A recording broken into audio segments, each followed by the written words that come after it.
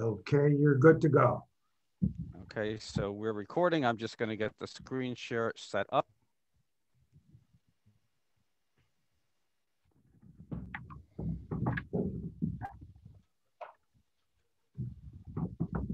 Okay, so we're looking at a vision for a new temple today. Okay. So I actually, if you saw the email I put out yesterday, I talked about looking at dissenting views about the Qumran community. And then when I started reviewing the material, I basically realized Scott had pretty much covered it already in his wonderful comments. He adds, there wasn't really much more to talk about, quite honestly. So I figure because we've Scott has already basically explained what's in the course book, we'll move on now to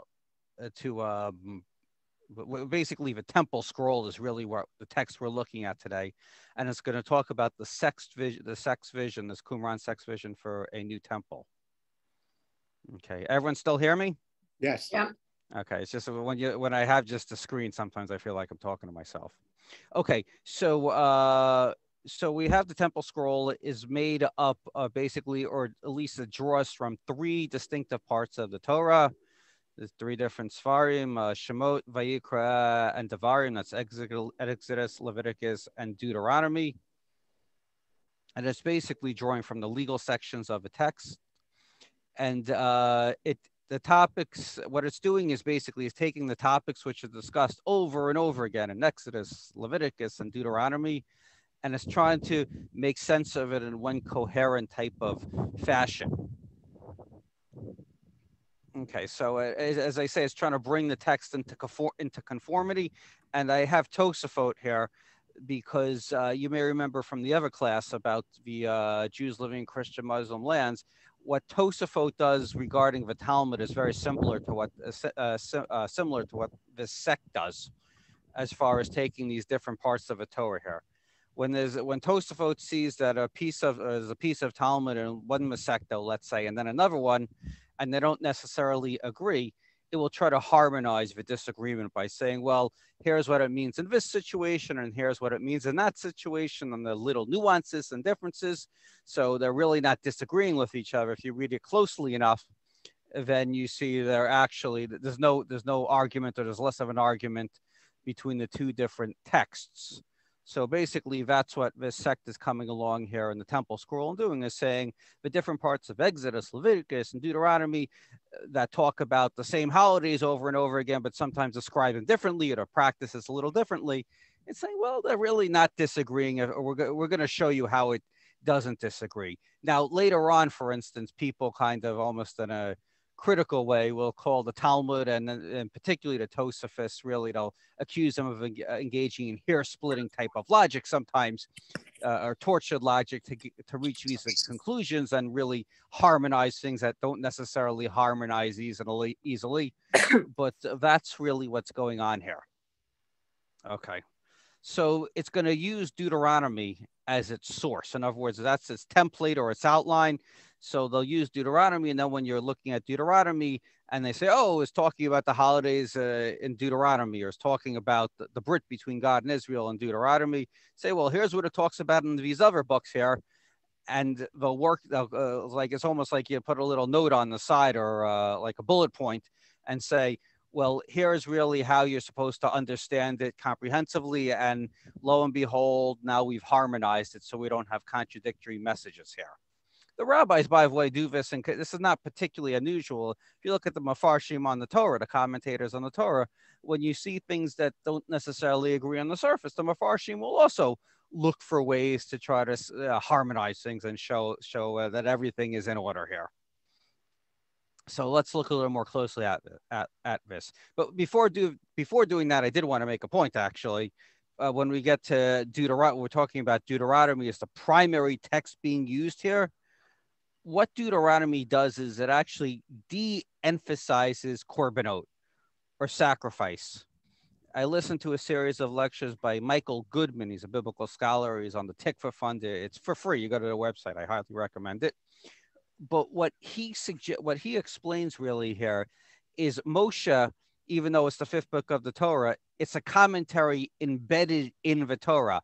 Moshe is speaking about what has happened before from a religious perspective. He's recapping the people's history here up to here from a religious perspective. And he's really, in a sense, providing commentary. So we have a commentary within the commentary on the Torah. And this is also really the beginning of Deuteronomic history, which is considered, starts with Devarim or Deuteronomy and goes through the book of Kings, those historical books that take us from Deuteronomy right before the people cross the Jordan River and this Kibush Haaretz, they conquer the land, and all the way to the destruction of the first temple and the people starting to be carried into exile into Babylon. And then the story really picks up in the time of Yehezkel, Ezekiel, and that period. But in the prophetic school, we have over and over again a de-emphasis of sacrifice. Now, it's important to note here, Moshe and the latter prophets, the Nevi'im, Achronim, were not against sacrifice. They weren't saying there shouldn't be korbanot, there shouldn't be sacrifices. First of all, from a very practical, this is not a religious statement, it's a very practical statement. They're not going to do that. It's very simple why they're not going to do that, because it's like when the Super Bowl was held. It was like when the Super Bowl is going to be held in a certain city, the mayor of the city is not going to make an announcement and say, we don't want the Super Bowl. Okay, because people in the city would be furious with him, because people are going to lose a lot of money. The hotels, the restaurants, it's basic economics. We all understand this. What Moshe is really starting to say, and what the prophets say more explicitly, is that sacrifice is not an end unto itself. The sacrifice, you're supposed to come there and you're supposed to walk away a changed person, a better person. Think about even nowadays, the word we use for prayer, which takes the place of sacrifice, is hitpalel, to pray, which really means it's reflexive, and it means to debate or argue with oneself. So from this point of view, prayer is really you're having this argument with yourself in an attempt to improve yourself. And same thing with sacrifices. You go there and you're supposed to improve yourself. So later on, prophets like Jeremiah rebuke the people saying, well, you're coming, you're bringing your sacrifices. When you're afraid of being overrun by the Babylonians, you decide to observe the Shemitah year and let your slaves go who you're supposed to free. And then as soon as the Babylonians withdraw a bit, you find your slaves and you re-enslave them immediately. He says, this is not really what God wants of you. God wants the sacrifices to be a tool for you to make yourself a better person, not end unto themselves. So Moshe doesn't go quite that far. But if you look at Devarim, Deuteronomy, you see very little mention of sacrifice. It just seems to get the short end of the shrift, or it's not particularly a priority. Moshe almost gives a lip service, you say nowadays. He gives you a little mention here and there, but then he starts talking about bigger ideas, monotheism and kindness to the poor, and these type of ideas.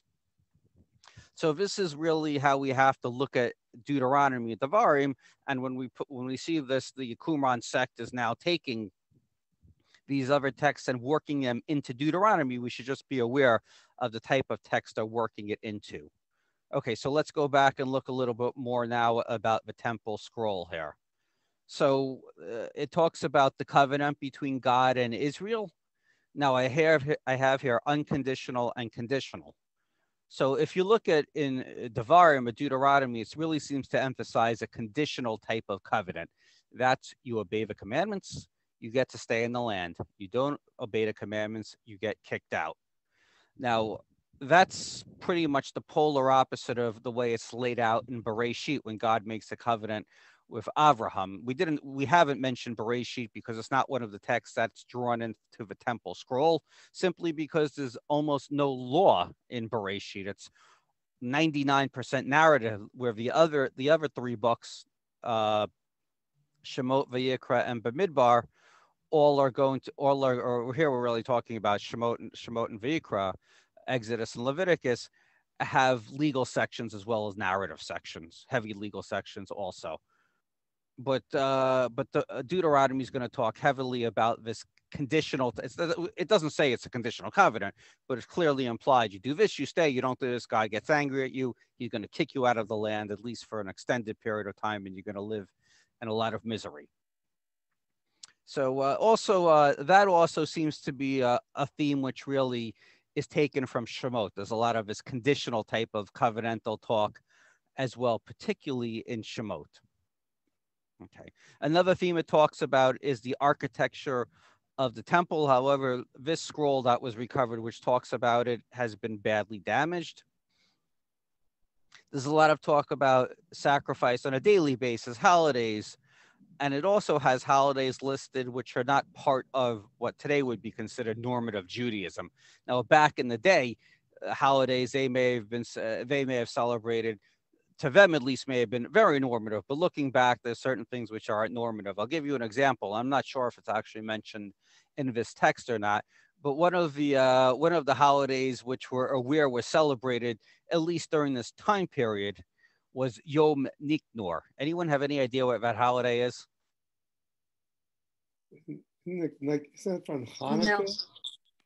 Okay, so that was Scott. Yes, you're right, Scott. So it has a lot to do with Hanukkah. Does it have to do with isn't there Nicanor Gate also? Yes, that's one of the gates. Yes, good. That is correct, Sam. Good call. So wasn't he the one that bought these magnificent gates and they were lost at sea and they recovered them and brought them to the temple? No? So I think that was a different Nicanor, and it may be pronounced slightly differently as well, even though there is, I know what you're talking about, but we're talking about a different figure here. We're talking about after the Maccabees and their followers basically liberated the temple on Hanukkah. This was not total independence from the Seleucid Greeks. There was basically a truce, and a couple of years later, there was a resumption of hostilities, and the Greeks sent this general Nicanor, I believe it's pronounced Nicanor, and Judah and the Jews defeated him. So this was considered a major victory. So they made a holiday, which is mentioned in Jewish texts, but basically fell out of observance. Now later on, by the way, unfortunately, Judah was killed by the next general they sent. Okay. So it talks about items in the outer temple courtyard, the outer courtyard gates and subdivisions, tangentially related to what Sam just said about the gates. So here's what I think is going on here. I think they're very concerned about courtyards and gates and subdivisions because they're really very interested in purity and making sure that the right people are in the right places at the right time. And if you're going to have non-Kohanim or non-Levim in a temple where they're not supposed to be, suddenly now you're going to have all these issues which could lead to making places inappropriate for use or even tame perhaps, or at least people going where they're not supposed to at minimum. And it's a big problem when people go where they're not supposed to or go at the wrong time. We just read Parshat Shmini last week after all, and Aharon's two sons, because they brought the sacrifice before they were supposed to, wind up being killed by God because of this.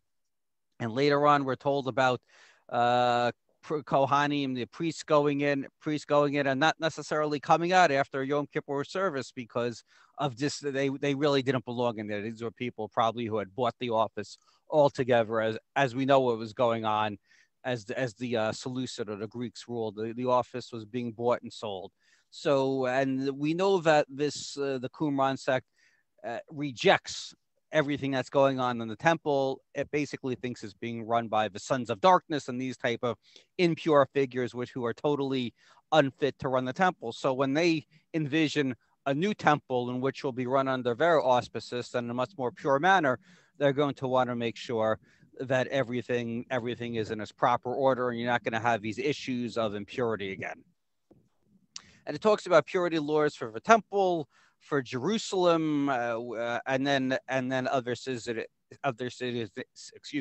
in Israel. So we have a basically hierarchy of purity: the temple, then Jerusalem, and then other cities in Israel as well.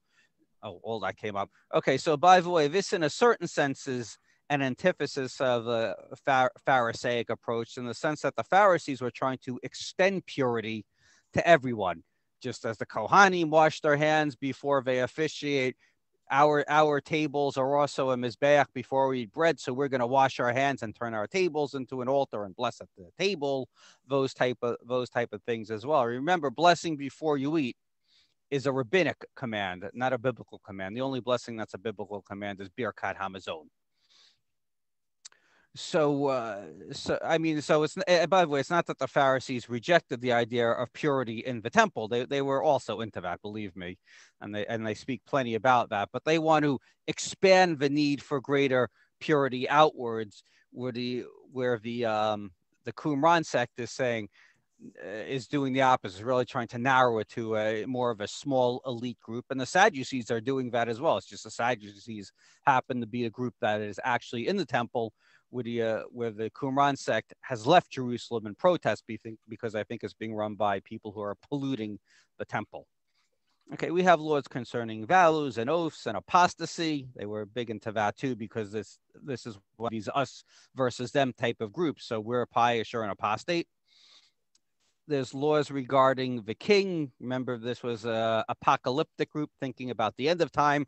So if you think much later on in Jewish history, when Rambam writes the Mishnah Torah, he ends with talking about the king again. In other words, a messianic era, Melech HaMashiach type of idea. With a Mashiach, it's going to come. There's going to be a king who's from the Davidic line again. And same type of idea, except Rambam was obviously not an insular type of figure. He was leading the Jewish community.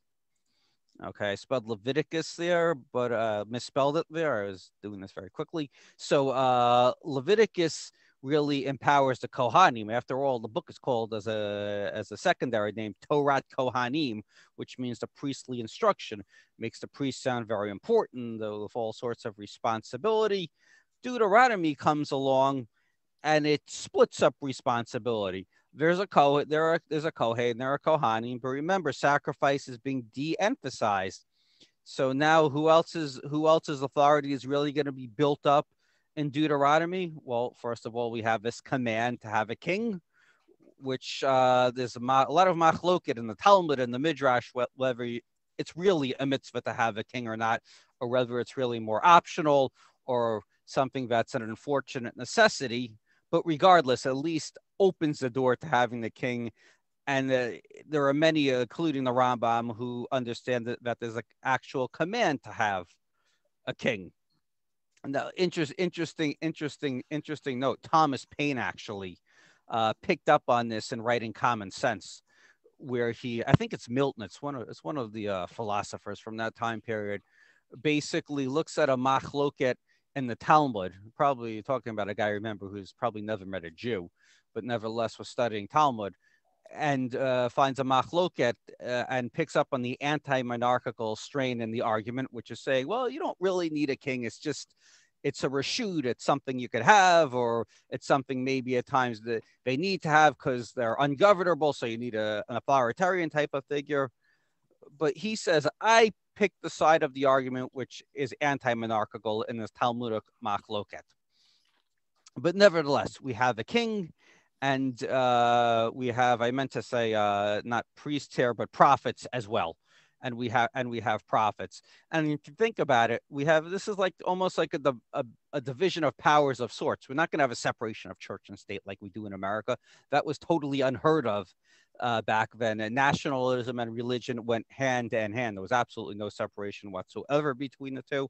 But we have a division of responsibilities, where we have the priest is basically your religious civil servant. Your Navi is your spokesman.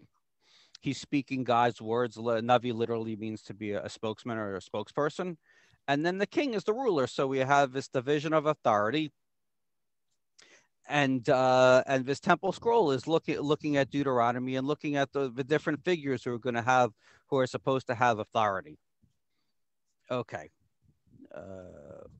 It also talks about war, criminal laws, and incestuous relations as well, which would be a biggie, considering they're very into purity, and that certainly would be a very serious impure act. Wars, for that matter, as well, because wars unfortunately produce dead bodies. Dead bodies create impurities, so you can see why they're interested in these issues. Now, this is very important here. in Deuteronomy, Moshe speaks as the first person. Up till then, we always have the formula. God says something to Moshe, and Moshe repeats it to people. Moshe in Deuteronomy discards that formula. He just speaks in the first person as it is. He just talks instead of saying, this is what God told me to say, or God says to Moshe. However, the scroll, when using the Deuteronomic format, reverses the trend again, and it has God, not Moshe, is the first one speaking, or speaks in first person. So in Deuteronomy, it says the place where God will choose to set his name, which is later on is certainly understood to be a reference to Jerusalem, to Jerusalem. Remember, we had Shiloh was a permanent capital before it was sacked by the Plishtim, by the Philistines. But let's just go with Jerusalem. Ultimately, certainly under the time of David, it comes to be Jerusalem. So God is placed setting his name there. But the scroll says, the temple scroll says, the place on which I choose to set my name. So God is saying it in first person. You're wondering why. We're going to get there in a minute. Let me give you one more example. Deuteronomy is the land that your God, or the Lord your God, gives you to inherit. And now in the scroll, it's just going to be the land that I being God, give you to inherit. Now, the reason why it flips the formula back is to show that the revelation between God and Israel is continuing. Now, the Talmud, by the way, makes it very clear.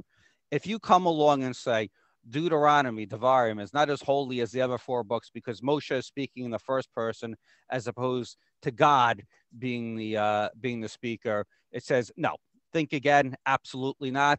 All five books are equal in stature. But from the point of view of the sect who wants to have the revelation continued, this is now very problematic. Okay, so they want it to be a continuing, ongoing revelation, just as in the Christian scriptures, it's a continuing, ongoing revelation. And we spoke about this maybe 2 weeks ago, something like that. This is problematic from what becomes a normative point of view, Jewish point of view, because according to the Talmud, Malachi is the last of the 12 prophets. He's the last prophet, period. He's prophesizing in a little after 500 of the BCE, before the Common Era. And I just remembered, I mentioned to Harriet I'd get a chart, so I was working on the chart with the timeline. But we have Malachi, who, according to the Talmud, is the last of this period. He's the last prophet, period. Prophecy ends after him. After this, you want to hear God's voice, you have to do it the hard way. In other words, you have to sit down with a Torah and basically try to figure out God's message. We call this later on, it gets codified in the Talmud, these later teachings. But according to the Dead Sea sect in Christianity, we have this ongoing revelation. We still have prophecy. So God is still prophesizing, and the sect is able to hear God's prophecy or God's revelation. And in that sense, you have this ongoing type of prophecy. We have other scrolls of God's name written in the Paleo Hebrew. That's the earlier version of Hebrew, which is really seems they find on the stones written like ancient Canaanite type of in the ancient Canaanite area, these stones of God's name in this old Hebrew. So in other scrolls, they use this old version of God's name. In the temporal scroll, it's written in the contemporary, their contemporary version of Hebrew, indicating that it was viewed as divine and equivalent to the Torah. So the text that they're producing, this temple scroll and other things, to them is Torah. It's the same weight as the Torah, because it's continued just like the Torah's revelation from God. So are these texts as well. They also tend to be stricter than the rabbis in their halachic rulings here. I'll give you an example or two. The rabbis say you can sacrifice a pregnant animal. That doesn't violate the law. The temple scroll says you can't, which is harder in the sense that it could cause an economic hardship. You may have to get a new animal now because the one you have is pregnant. So now you're going to have to purchase a secondary animal for a korban, for a sacrifice. Okay, so Josephus said that the Essenes in general believed it was even forbidden to defecate on Shabbat. So yeah, so this is what one of these you look and say, this is really weird stuff at this point. And doctors would probably tell you it's not good for your body on top of that. So there's evidence in the temple scroll as well as the Qumran site. I have no idea how they confirm that, but apparently they believe this was actually practiced. Okay, they Well, believe Rabbi, yeah, Scott. going to be, they had to take shovels, right? You weren't allowed to dig on Shabbos. If you had to do that, you'd have to cover it. They probably didn't want them digging holes or whatever. That would be considered work, maybe. I don't know. It's possible. Yeah, it's possible. It's possible. What's interesting is this seems to be an Essene thing in general, not just limited to this sect. It could have been that. I'm not sure, and I've heard this one before. This it's weird, but it wasn't new to me at least, and I've never really heard an explanation as to why. It's certainly possible with the covering up or something like that, but yet in the other Jewish sects, going to the bathroom or relieving yourself, whatever, wasn't an issue. For them, it was. So certainly strange. Okay. Okay, so the Jerusalem temple is impure, so they've retreated to the wilderness to have their own community, which is pure. But ultimately, they want to be in the temple running the show, and they envision a new temple, a new and improved temple. Remember, the second temple was really new and improved. Initially, when it's built, it's really this rinky-dink little structure, and it's not till Herod comes along and basically tears it down and rebuilds it. He even artificially raised the Temple Mount, believe it or not. He was able to do that with his workmen.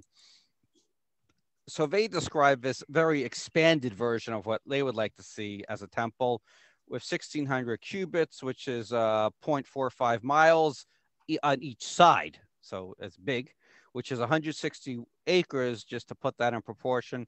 So that's the size of all of Jerusalem during the time of the Hasmonean revolt.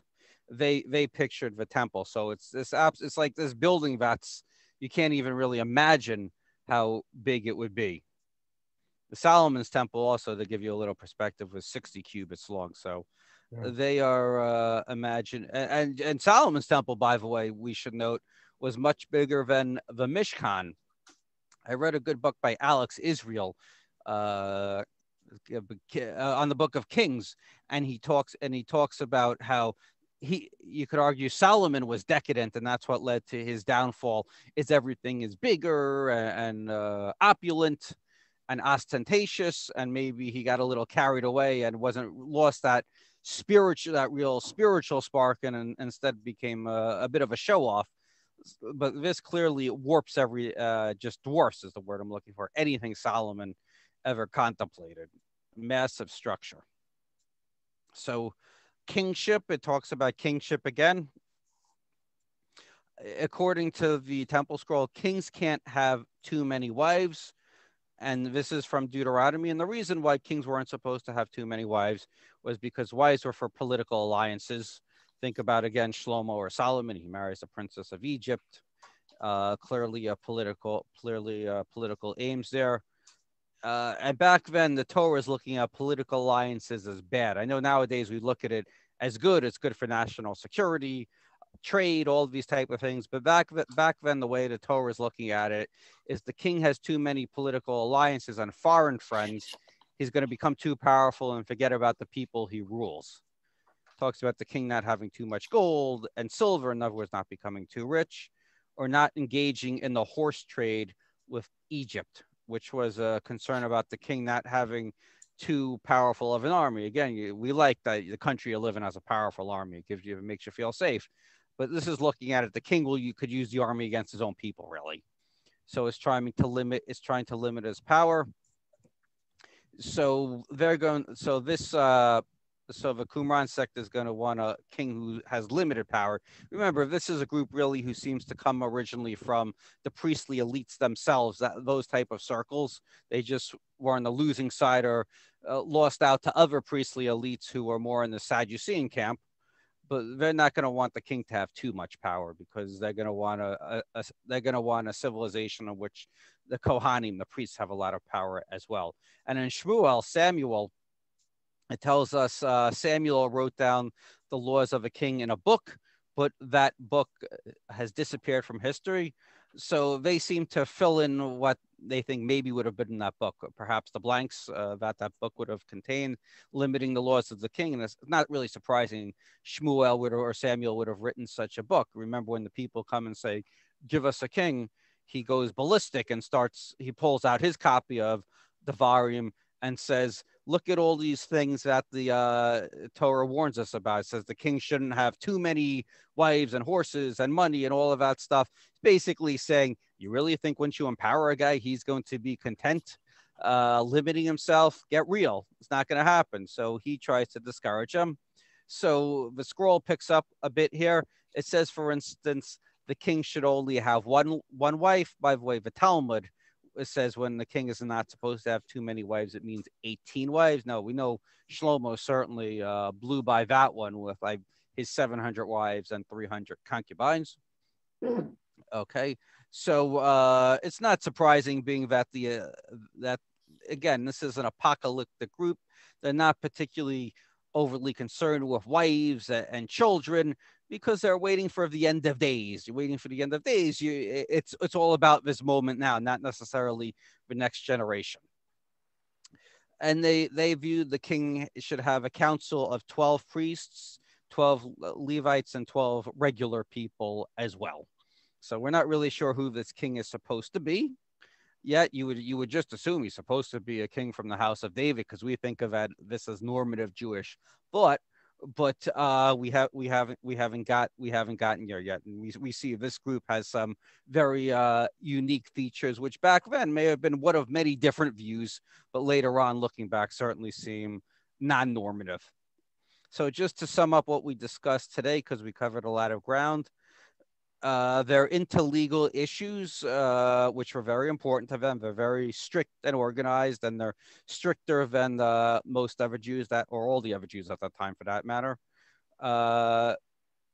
They're focused on the temple because they're out of the temple, and they're envisioning a better world in which they get to control the temple, and it will be run in the manner in which they see will be fit and purified. Okay. And there's a lot of the information we're being given, we just remember, is really their utopian dream of a temple, or an idealistic point of view. At no point was this sect, the Qumran sect, ever in control of the temple. So this was never implemented in any way. If they had taken the temple, this would, in theory at least, they would have run it as such. So the next lecture will be Life in Qumran. Let's exit out of this. Go to the Q&A. Okay. Scott. I don't know if this is a little off topic, but you were talking about the king in Israel, and the Mishnah Torah, the Rambam talks about it.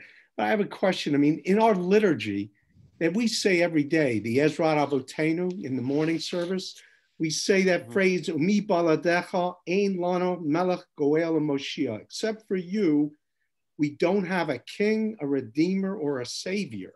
And then on Shabbat, in the Nishmat prayer, we repeat that same verse, but then we supplement it by saying, Ein lanu melech ela ata. We don't have any king but you. So I guess my question is, we're saying this in our liturgy. If God is our only king, why do we want any kind of king other than God? Okay, so, well, let me throw it. It's a good question, and this is Shmuel's question. He throws out to the people. He says, "Guess what, guys? You have a king, God, and God basically, but the people aren't placated." And God says to Shmuel, "They've rejected me, not you. Don't take it personally. Just give them what they want. Give them a king." Why do people so into a king right now?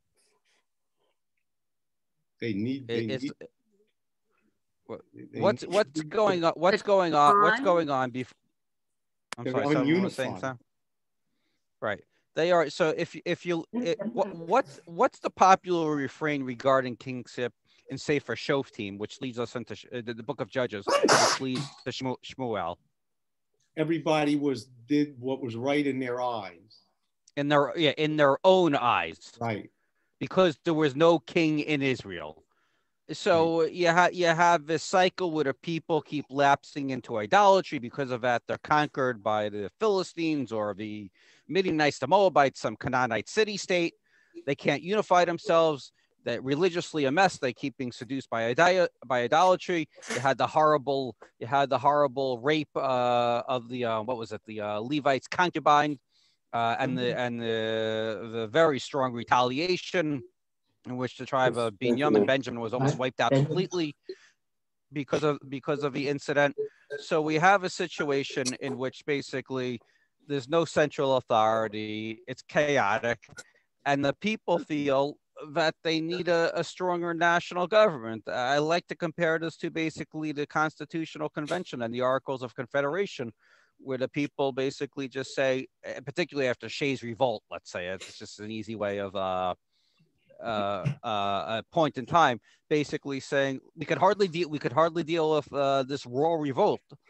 We really need a strong centralized government. So that's what basically the people are saying. So what we talk about in the prayer is that God, King, Redeemer, that's all. Those are all just, remember, Mashiach really simply means anointed one.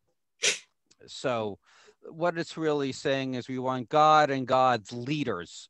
I mean, the idea of, the Torah command, at least you can argue there's a command to have a king in the Torah. But the point is that the king, and this is really drilled home in Devarim, Deuteronomy, that the king has to be a humble individual. He's supposed to be walking around with his copy of the Torah. He's supposed to be writing a Torah.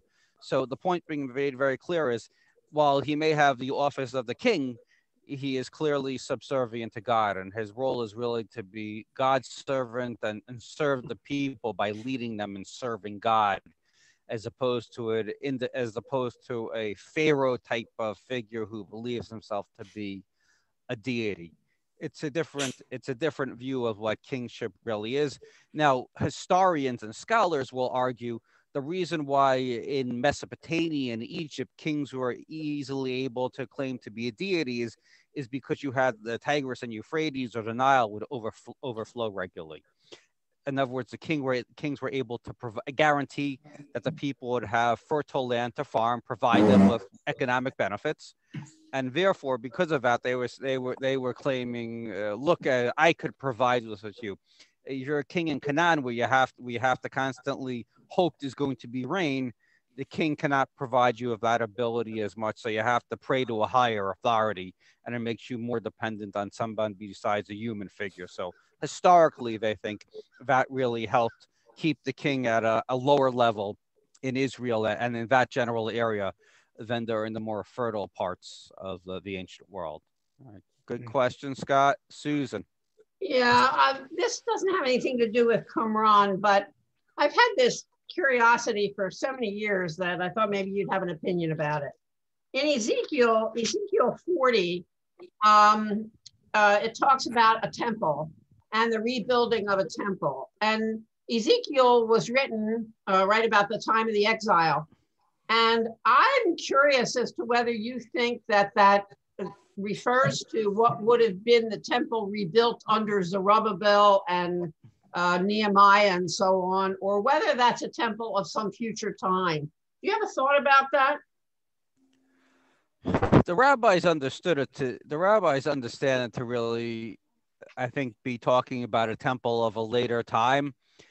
My guess, and this is guess, and I'm speaking more from a historical point of view than a rabbinic point of view, because the prophets, as we said, and this actually is this really meshes with standard Jewish thought as well.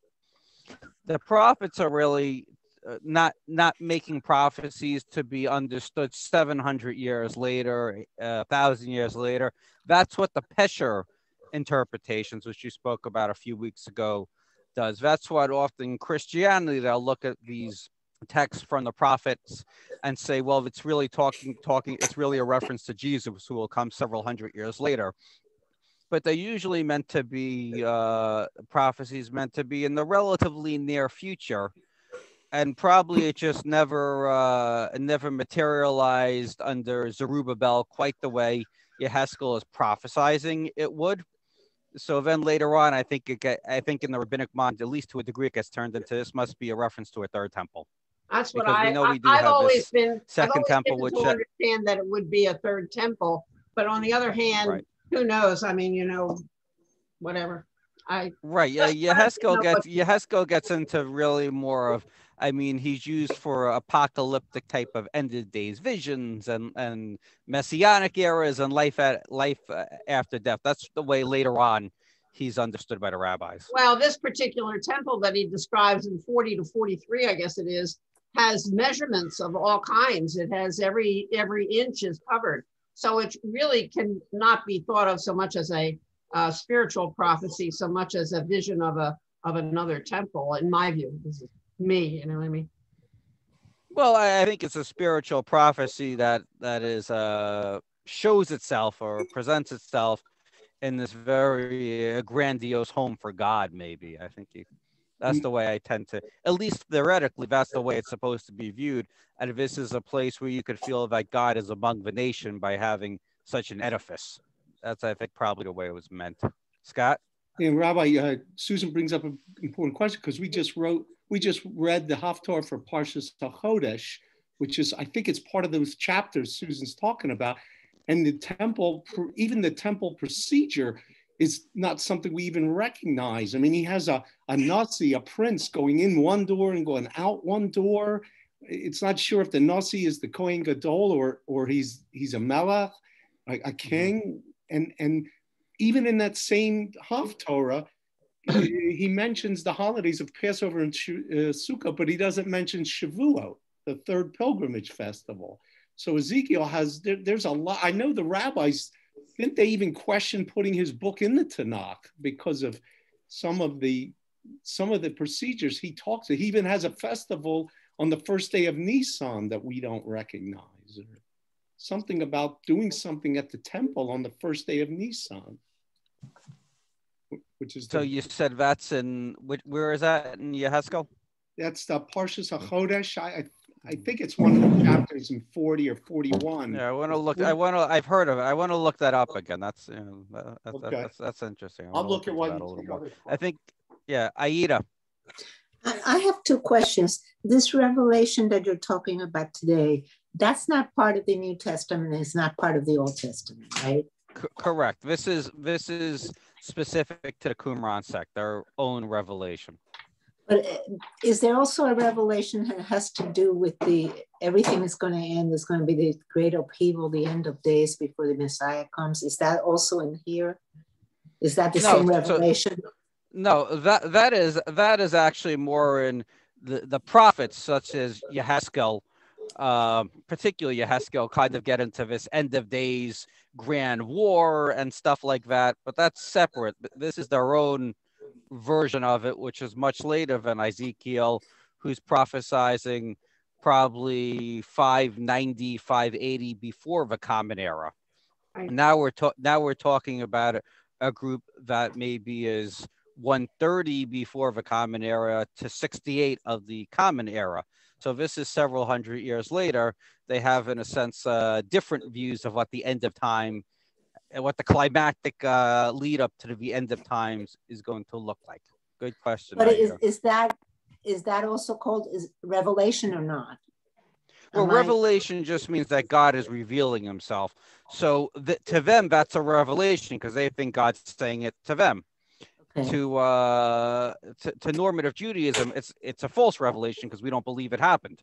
We believe that any of that revelation at latest ended with the end of prophecy. We look at revelation in a sense as you have God speaking directly, revealing himself directly to Moshe in the 5 books, a lower level of revelation being God speaking to prophets, and then perhaps the Ketuvim, the later books, some sort of divinely inspired text, Ruth, Esther, Daniel, these type of texts. It's almost hard to really understand. Divinely inspired, I realize, is kind of a vague term. Okay, and then I have a second question. Sure. What the scenes we're writing about in terms of going to the bathroom on Shabbat sounds to me similar to how they write how it's written in the Bible about the women's menstrual cycle. Like the women are separated, they're not supposed to have sexual relations during that time. Mm-hmm. And I'm just wondering if anybody has compared that and studied it in terms of what is going on here. Is this something that's unpleasant, and therefore we don't want it to dirty Shabbat, and it's also we don't want it to dirty like the sanctity of the marital relationship between husband and wife? Or no one has really thought about it? And no, I've never seen anything. I've heard of this a couple of times, and I've never seen anyone really go into. I mean, it could possibly they just think it's impure for people to go to have a bowel movement on Shabbat, and it's dirtying the camp or something like that. It certainly could be that simple. I don't know if there's that, or if it's what Scott said. It's somehow you'd be forced to dig and bury, which is a forbidden labor on Shabbat. I'm not really sure. It's a good question, and if anyone ever comes across anything, or if I come across something, I will let you know more specifically. Rabbi, Scott, what Aida is saying, it raises a good point, because these Essenes, they believed in keeping the Torah purity in such a degree because they wanted to make sure that when the day of judgment came, the heavenly host would come down, and if their camp isn't pure, the forces of God won't fight for them. So maybe if they came down on Shabbat, any other day they could cover up the excrement or whatever. But if they came down on Shabbat, and this is the day that God wants to come, or the hosts would come, they wouldn't be able to come because the camp would be full of this excrement or something. I mean, maybe because they believed, right, with a fervency that, they had to follow every purity rule so that the angels could be with them to fight with them against the Gentiles. But I think this is also interesting from a sociological perspective, because a lot of people who object about some of the things in the Bible from a woman's perspective, a feminist perspective, look at how the menstrual cycle is treated. And if these two things are related, it doesn't really have to do with gender. It has to do with this sanctity and purity, because there is no division about how the excrement from men versus women is treated. Well, it's also, you don't even have to go to excrement. I mean, any genital emission, male or female, mm-hmm. is treated the same way. In fact, we'll be reading about that this week in Tazria Mitzorah a bit. Yeah. Right. So there's a lot of this discussion in the Torah. There's a lot of discussion in the Talmud about these genital emissions from males and females, and then how priests become impure. So there's a lot of impurity concerns for men and women. Now you do have the specific nida or menstruation concern regarding women, but I see. Just one second, Alan. So, but it's not it's gender or not. It's not surprising in a sense that the Essenes and this sect in particular picked up on this and was very into it, and perhaps took it to extremes, and just because they seem totally hung up on purity, probably for the reason Scott said, is they're really making themselves prepared for the big day, and they want to make sure their laundry is clean, shall we say. Alan? Yes, the point I wanted to bring to the party here isn't directly on this issue of menstrual cycle or excrement for the general priest, but interestingly, I'm a few pages now into Tractate Yoma, which focuses on Yom Kippur. And in the temple, I'm learning that the Kohen HaGadol needed to be sequestered for 6 days before Yom Kippur. And one of the points that I just learned about today had to do with the impurity he would gain if he wasn't sequestered and his wife had a menstrual cycle during that period. Right, and it goes. So, Alan, do you so, remember so, so I guess my point is that in Qumran, the point you've made is that the people dealing with the temple aren't doing it right. We're going to get it right. But this is an area about putting up the safeguards against the sense of impurity that was going on at the same time in the temple. Correct. That's well said. Now, Alan, by the way, what did they do to the poor Kohen Hagadol the night before Yom Kippur, according to the Mishnah? This was his big day, Yom Kippur. You want to get a good night's sleep. Did they let him get a good night's sleep? No, they made him pull an all-nighter. Well, why? You remember so he wouldn't have any seminal initiative.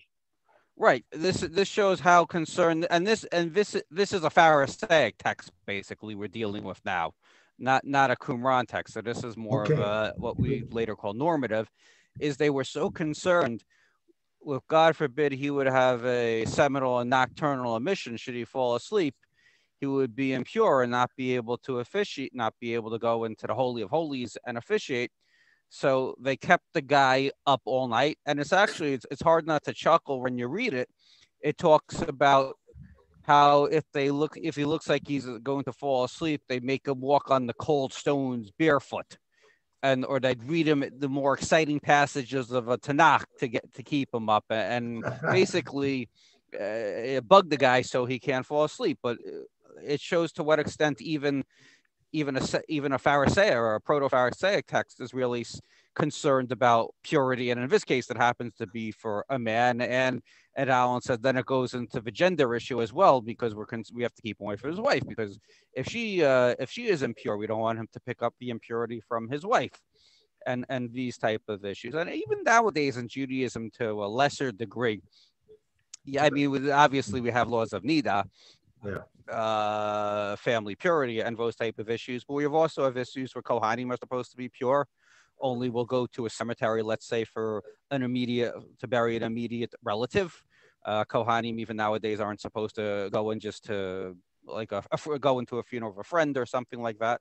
So to a lesser degree, but still clearly there, we still have these issues of tameh and tahor, which is pure and impure. Think about kosher Rabbi, food, pure and impure, same idea.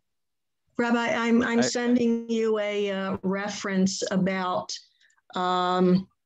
excrement and the Qumran, the idea of different ideas of purity in the Bible and Qumran, and so at any rate, I'm just sending this. You can send it to the class as you wish. So this has perhaps some theories about why this was an issue for them. Yeah, I mean, basically, it is what people have been saying, that excrement per se did not create ritual impurity, but the Qumran guys were taking it to the next level. That it was unseemly. So there's a lot. There's in this reference that I sent on. Okay, now that's interesting. You actually reminded me of something. Because first of all, there's an issue that wouldn't apply regarding Shabbat, which is if you're wearing a tefillin and you have to go to the bathroom, you're actually supposed to take it off and go. You're not supposed to wear tefillin when your body isn't clean. It's called a guf nakeh.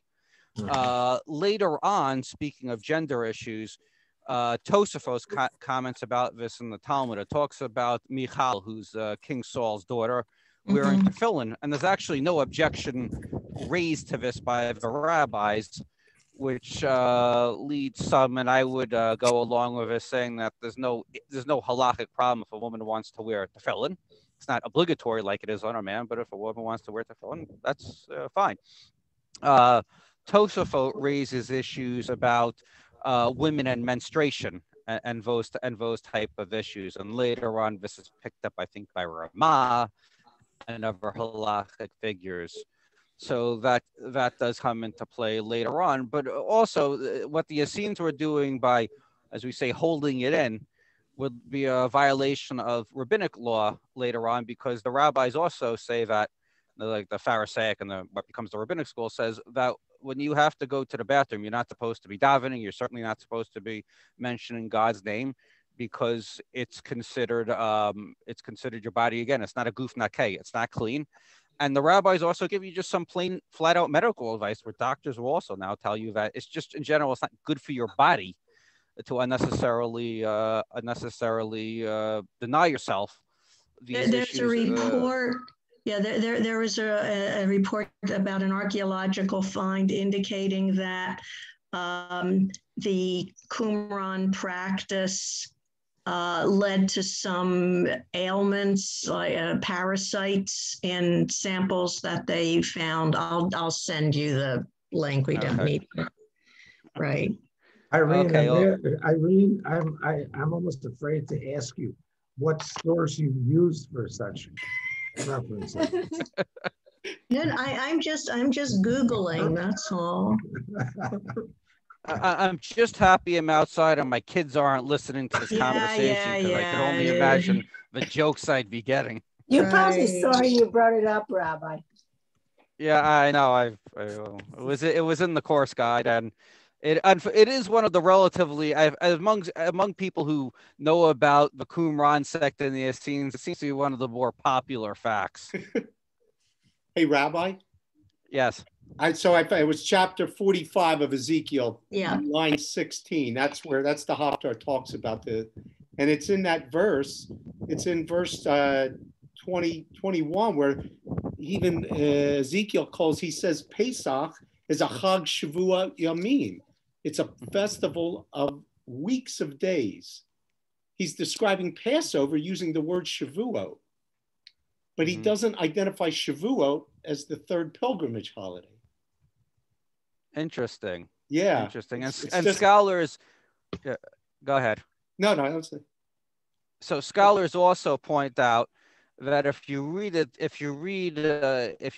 Shemot, Exodus really, really carefully, you see that Pesach is really a one-day holiday, the 14th of Nisan, which what we call Erev Pesach, and Chag HaMatzot is what we call Pesach, is really the 7-day holiday. Right.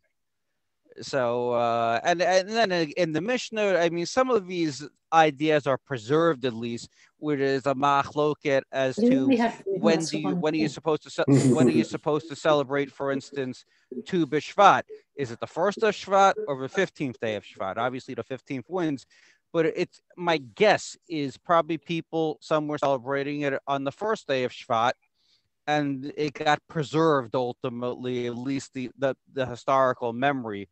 It wasn't just called as the way Tu you B'Shvat. see things are preserved. Why do we? It wasn't. It wouldn't be called Tu B'Shvat. It would be called Aleph Shvat. Right, Aleph Shvat, or right, or Chad Shvat, or something like that. So, right. And you see sometimes these differences are preserved as well in probably like the Modi'in prayer. We have the one the Shliach Tzibor reads, and then the Modin, the Rabbanan, the rabbinic version. So what probably happened? There are probably two different versions floating around, and they both got preserved. In one version, you say it while you're davening silently, and then the Shliach Tzibor reads it out loud, and the other, everyone is mumbling to I should say davening, really, as they bow and daven as they're sitting or standing there. So we have these things kind of like echoes are preserved, these little hints during the course of history. All right. Any other comments? All right. Thank you for a very lively discussion, everyone. And please join us tomorrow night for services at 6 p.m. Rabbi and Scott, can you hold on? Sure. After everybody else's? Yes.